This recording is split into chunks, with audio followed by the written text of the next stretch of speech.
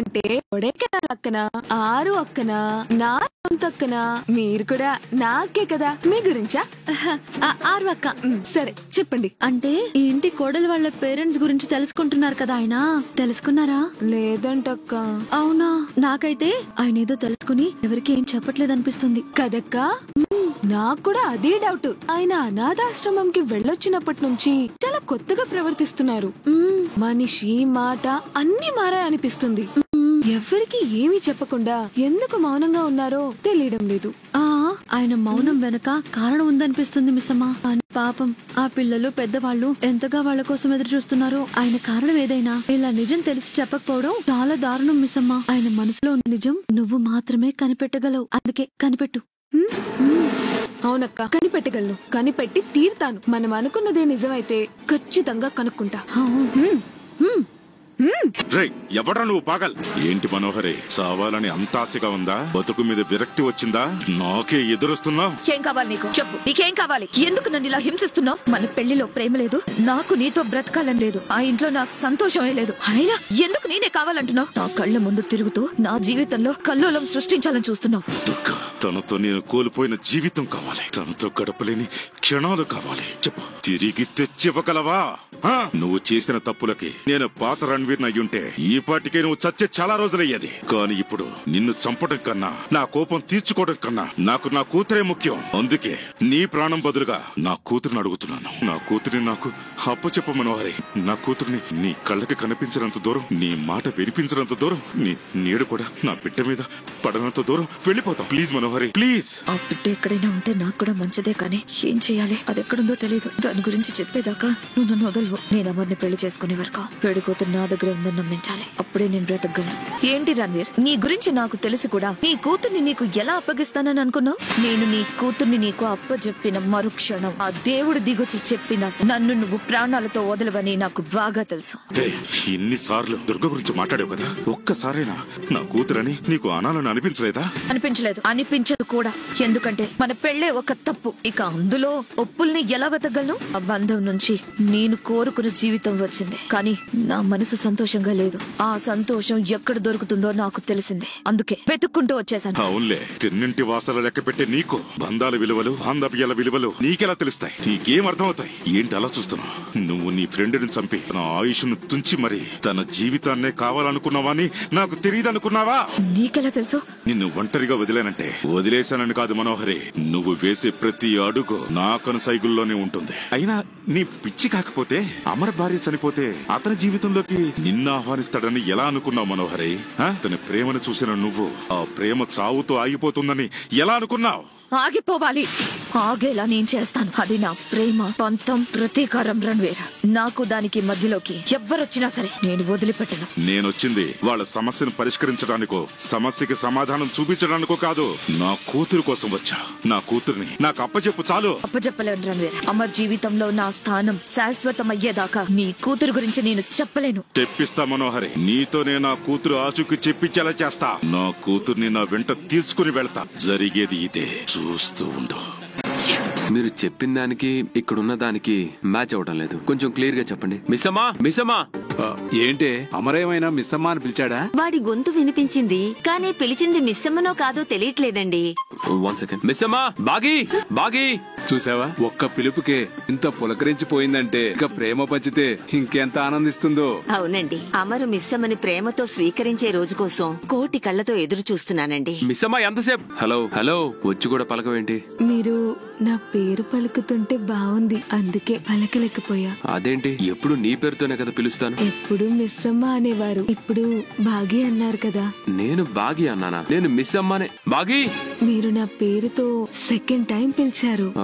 Sorry, అది నాకు మీరు బాగి అని పిలవడమే ఇష్టం. అలానే పిలవండి. అలా పిలిచినప్పుడు ఎందుకో మనసు చాలా ఆనందంగా ఉంటుంది. అలా పిలవలేను మిస్సమ్మ. ఆ పేరు కాని పిల్లలు వింటే వాళ్ళకి నిజం తెలుస్తుంది. అప్పుడు నీకు తెలిసిన అరుంధతి, నువ్వు అభిమానించే అరుంధతి చనిపోయిందని తెలిసి నువ్వు తట్టుకోలేవు మిస్సమ్మ. మిస్సమ్మ అని పిలవడం అలవాటైపోయింది. బాగి అని పిలవడానికి కొంచెం టైం పడుతుంది. పర్లేదండి, మీరు పిలిచే వరకు నేను వెయిట్ చేస్తూ ఉంటా. మిస్సమ్మ, ఎందుకు పిలిచానో కూడా అడగకుండా వచ్చేసావు. అయ్యో సారీ అండి. ఎందుకు పిలిచారు? వినాయక చవితి వస్తుంది కదా, మీ నాన్న పిన్నిని రమ్మని చెప్పు. అందరం కలిసి సెలబ్రేట్ చేసుకుందాం. అంటే పిల్లలు కూడా హ్యాపీగా ఫీల్ అవుతారని. నాన్న రారండి, ఇబ్బంది పడతారు. ఇబ్బందే ఉంది మిస్సమ్మా, ఇది కూడా ఆయనిల్లే కదా, రమ్మని చెప్పు. అది నేను ఫోన్ చేసి పిలిస్తే వస్తానని మాట దాటేస్తారు. అదే మీరు పిలిస్తే. సరే రెడీ అవ్వు, మీ ఇంటికే వెళ్ళి పిలుద్దాం. అలాగేనండి. ఏంటి మిస్సమ్మా అంత కంగారుగా వెళ్ళావు? ఏంటి సంగతి? ఏం లేదత్తయ్య, వినాయక చవితికి నాన్నని కూడా ఇంటికి పిలవడానికి వెళ్దాం, రెడీ అమ్మని చెప్పారు.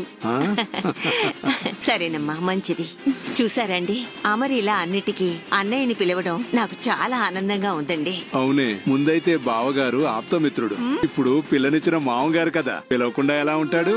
ఏంటి మేడం, అర్జెంట్ గా కలవాలని చెప్పి రమ్మని ఏమీ మాట్లాడటం లేదు? రణ్వీర్ ని ఆపకుంటే నా కథ అంతం చేసే వరకు ఆగడు బాబ్జీ. చంపేస్తే? ఆ ఆలోచన నాకు రాక కాదు, నేను ఆ పని చేయలేక కాదు, ఇన్ని రోజులు ఆగింది. రణ్వీర్ గురించి మీకెవ్వరికీ తెలియదు. వాడిని చంపడం చాలా కష్టం. మరి ఏం చేద్దాం మేడం? ముందు నేను వద్దనుకుని వదిలించుకున్నా నా కూతురు ఎక్కడుందో కనిపెట్టాలి. దాన్ని మళ్ళీ నేను నా ఆధీనంలోకి తీసుకోవాలి, బంధించాలి. అప్పుడే నేను రణ్వీర్ చేతుల్లో చావకుండా ఉండగలను. వాడి కూతురు ఇంకా నా దగ్గర ఉందని రణ్వీర్ ని ఇంకా ఎన్ని రోజులు నమ్మించగలనో నాకు తెలియదు. కానీ వాడి నమ్మకం అనుమానంగా మారకముందే ఆ పాపని కనిపెట్టాలి. నువ్వు వెంటనే కోల్కతాలో మదర్ తెరెసా ఆర్ఫనేజ్ కి వెళ్లి 6 ఏళ్ల ముందు ఒక పాపని గార్డెన్ లో వదిలేసి వెళ్లిపోయారు కదా, ఆ పాప ఏమైందో, ఎక్కడుందో అని, ఎలా ఉందని కనుక్కో. ఒకవేళ ఆ పాప ఇంకా అక్కడే ఉంటే వెంటనే దాన్ని తీసుకొని వచ్చేసాయి. లేదంటే ఎవరైనా దత్తత తీసుకుంటే ఎవరు తీసుకున్నారో వాళ్ళ వివరాలు కనుక్కొనరా. అలాగే మేడం, ఇప్పుడే బయలుదేరుతాను. మేడం, మిమ్మల్ని ఒకటి అడగొచ్చా?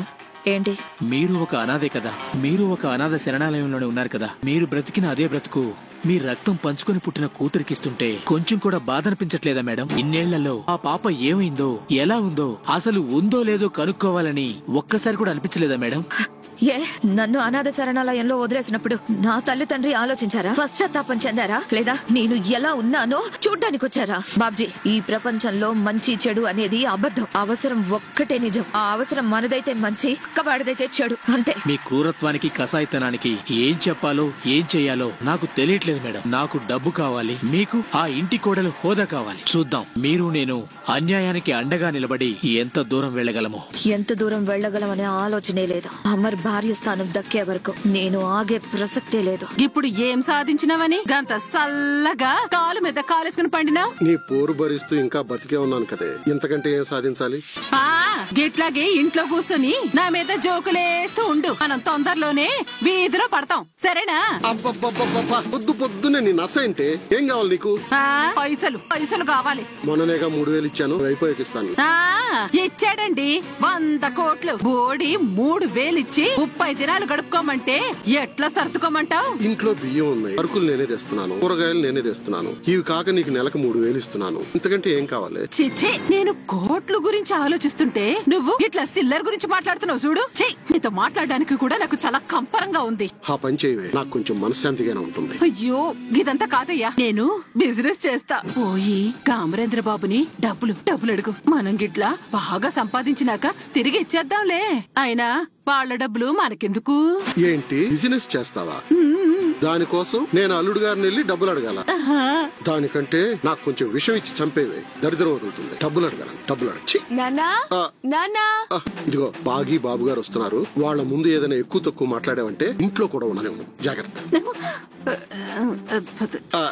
రండి బాబు గారు, రండి. రామ్మా, రండి.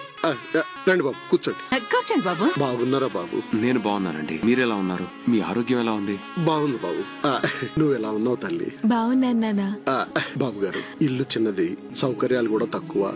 అయ్యో పర్వాలేదండి, ఇబ్బంది ఏమీ లేదు. అలా బొమ్మలా నిలబడ్డావంటే వెళ్ళి ఇద్దరికి కాఫీ తీసుకురా. అలాగే తీసుకోండి బాబు. Thank you. తీసుకో తల్లి, తీసుకో. ఇవ్వండి బాబు, పెట్టు బాగి. బాబు, ఉన్నట్టుండి మీరు ఇలా వచ్చారు, ఏమైనా మాట్లాడాలా బాబు? అవునండి, ఇంట్లో ప్రతి సంవత్సరం లాగానే వినాయక చవితి గ్రాండ్ గా చేస్తున్నాం, మిమ్మల్ని పిలుద్దామని వచ్చాము. బాబు గారు, నానా, ఆ ఇంటికి రావడం నీకేమైనా ఇబ్బందా? ఇబ్బంది ఏం లేదు తల్లి, కాకపోతే ఇప్పటికే ఆ ఇంటి నుంచి తీసుకున్న సహాయాన్ని ఏ విధంగా తీర్చుకోవాలో అర్థం కావడం లేదు. మళ్ళీ ఇలా అంటే అది మీ కూతురిల్లు కూడా అండి.